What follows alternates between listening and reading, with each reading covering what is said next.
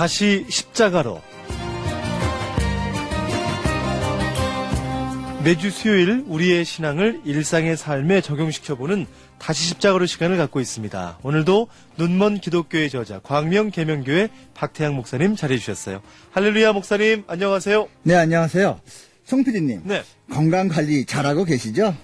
신경을 쓰긴 하는데요. 하여튼 요즘은 제 취미가 탁구거든요. 예. 탁구 하면서 하여튼 그러나 나이는 들어가고 있구나라는 느끼고 있습니다. 네, 흔히 하는 말대로요. 예. 건강은 건강할 때 지켜야 합니다. 그렇죠. 자, 오늘 아침 우리의 몸 건강뿐만 아니라 영혼에도 관심을 가져야 할 텐데 오늘 영혼의 건강을 지키는 원리에 대해서 전해주신다고요? 네, 우선요. 영혼의 건강을 지키려면 예. 그 영혼이 밥을 잘 먹어야 합니다. 아멘. 식사를 제대로 하는 것이 건강의 기본 원칙이잖아요. 그렇죠. 식사를 영양가 있게 규칙적으로 하지 않으면 언젠가는 몸 상태에 비상이 걸리듯이 우리 영혼이 하나님 말씀을 제대로 먹지 않으면 반드시 건강에 적신호가 옵니다. 네. 자, 하나님 말씀을 먹는다라는 말씀, 이제 마음에 확 와닿는데, 주일 예배 설교를 그 영혼의 유일한 식사로 삼는 분들이 사실 있거든요. 물론 주일 예배 설교 말씀을 한 주 내내 기억하며 되새김질하는 분들도 있어요. 하지만 아예 기억도 못한 분들도 있죠. 성경 말씀을 규칙적으로 읽고 듣고 배우는 것은 자기 영혼을 건강하게 만드는 기본적인 원리입니다. 아멘. 물론 섭취한 말씀을 일상의 삶에서 적용해야 하는 거고요. 예. 말씀을 꾸준하게 먹는 것은 영혼에 영양을 공급하는 것이다. 이런 말씀이네요. 그렇죠. 영양 부족의 커다란 원인이 불량한 식사입니다. 영양이 부족하면 몸 상태가 나빠지듯이 영적인 영양이 부족하면 결국 삶이 위태로워지는 거죠. 예. 언젠가는 반드시 감당하기 어려운 고비가 발생하는 것이 인생이잖아요. 그때에 영혼의 영양 상태가 확연하게 드러납니다. 네.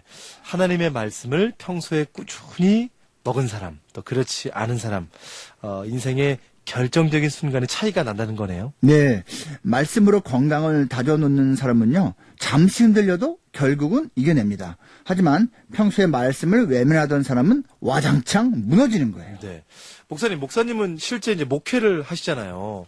그래 보면 이런 경우들을 좀 많이 경험하실 것 같아요. 성도님들. 물론이죠. 저 자신도 그렇고요. 가까운 우리 성도님들 보면요.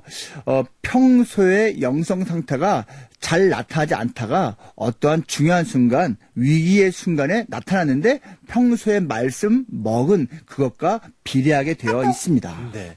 오늘 말씀으로 거듭나고 영성의 기초 체력을 다져놓는 것 참 중요한데, 자, 영적인 건강을 위해서 또 무엇이 필요할까요? 운동하는 겁니다. 다 알고 있죠? 네. 예, 규칙적이고 꾸준한 운동은 체력 보강과 비만 예방에 필수적입니다. 그렇죠. 영적인 운동은 기도예요. 기도. 몸을 관리하는 데 관심이 있는 사람이 운동을 꾸준하게 하는 것처럼 영혼을 관리하는 데 관심이 있는 사람이라면 기도를 꾸준하게 해야 합니다. 네.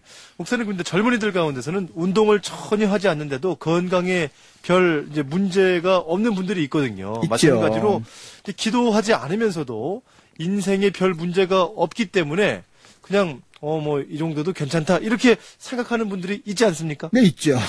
젊을 때 운동하지 않으면서 건강하다고 자신하는 분들이 있는데 그 착각이에요. 그것은 젊음을 과소비하는 겁니다. 과소비한다. 그렇죠. 예, 미래의 것을 땡겨 쓰는 거예요. 예. 세월이 흐른 후에 그 과소비의 대가를 치르게 되죠. 기도 없이도 잘 지낸다고 안심하는 분들은 어느 순간 대가를 치르고 나서야 뒤늦게 기도의 중요성을 깨닫고 시작하게 됩니다. 예. 건강하려면 운동하세요. 기도하세요. 여러분, 오늘 기도는 건강을 위한 영적인 운동이다. 이제 목사님 말씀 드렸는데요. 그냥 방송이기 때문에 그냥 말씀 읽자, 기도하자 이 정도 수준이 아니라 정말 저도 그렇고 건강을 위한 영적인 운동 매일매일 더 하나님께 기도하면 좋겠고, 목사님 운동을 이제 아예 안 하는 것도 문제인데 잘못된 운동을 하는 것도 문제잖아요. 맞는 말씀입니다. 네. 제가 올 봄에 허리에 통증을 느껴서 운동을 아주 많이 강화했거든요. 네. 그런데 해서는 안 되는 종목을 해버렸어요. 윗몸 일으키기. 참 이 허리 통증 환자가 진짜 열심히 했습니다. 두어 달 후에 그 대가를 혹독하게 치러야만 했습니다. 예. 운동을 열심히 했지만 어리석은 열심이었죠. 기도도 그럴 수 있는 거예요. 엉터리로 기도하다가는 잘못하면 큰 낭패를 봅니다. 목사님께 식스팩을 만드시려고.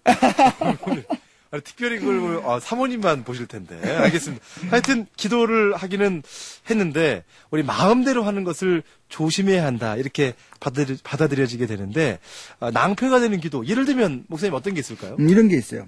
자기 마음으로 이미 결론을 내려놓은 상태에서 하나님에게 명령하듯이 하는 기도가 있어요. 아하. 그건 기도가 아니죠. 하나님의 뜻에는 아무 관심이 없고 무조건 내가 원하는 대로 돼야 한다고 때를 쓰는 겁니다. 예. 그러다가 원하는 대로 안 되면 하나님이 나를 버렸다. 하나님 같은 건 없다. 내가 다시는 기도하나 봐라.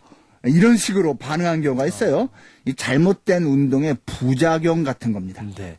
우리의 간절함을 고백하긴 하지만 하나님의 뜻에 순종하는 겸손이 먼저다라는 말씀인 것 같은데 확실히 그 영적인 운동인 기도를 하되 지혜와 겸손이 필요한 것 같고요. 자, 영적인 건강을 위해 하나만 더 말씀해 주세요.